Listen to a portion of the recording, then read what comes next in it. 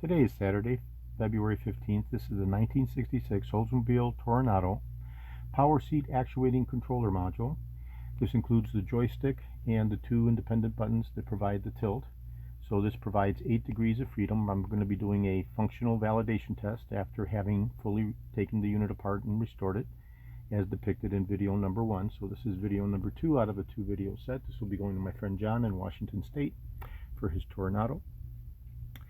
And this provides 8 degrees of freedom for those of you who are engineers, meaning tilt actuation up and down in the front, tilt actuation up and down in the rear, unified rise, unified lowering, and linear actuation front to rear. So that's 8 degrees of freedom. General Motors refers to it as a 6-way power seat. Go figure. Okay, so I'm going to go ahead and I'm going to connect the unit to power.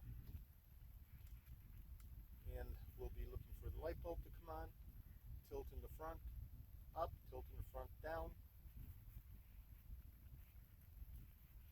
tilt in the rear, up, tilt in the rear, down. Unified with the joystick rise, unified with the joystick lowering, and linear actuation forward and rear. Okay, so this is the 1966 Oldsmobile Toronado tilt and power seat actuating controller module. This will be going to my friend John as soon as I get his okay to ship. Reply confirmation. This is George in Florida.